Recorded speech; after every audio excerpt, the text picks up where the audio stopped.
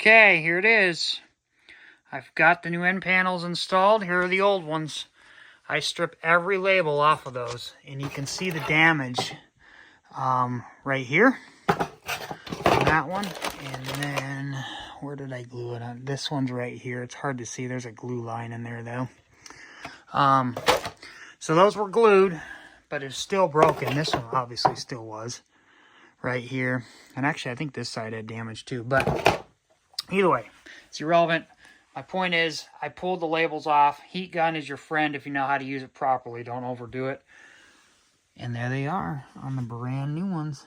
There's the date. All of it. It's all there, including the foil reflectors for the bulbs.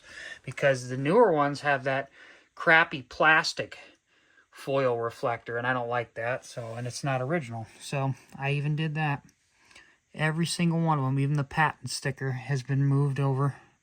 There it is, 61708. And if I can get over there, 3595p. There it is. Let's give her a run. I haven't even ran it since I've replaced everything. I doubt it's going to change anything with the noise, but let's give her a whirl.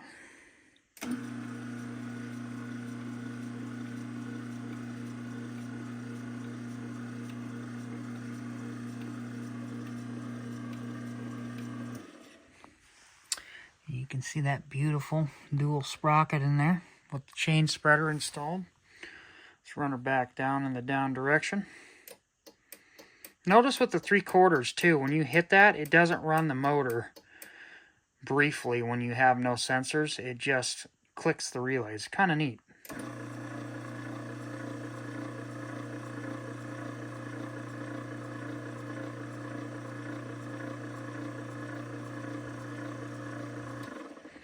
Another thing I'd like to point out on these cases on the Elite Series machines, to my knowledge, none of them had the triple parentheses on them that have for the 315 logo on either side.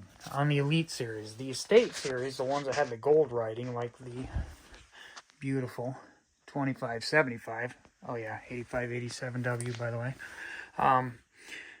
had that, but these don't. Obviously 2575, that's not going to be a 315 machine, but the successor to that, the 3575, would have had that. But it's just interesting because they just kind of kept it clean with these.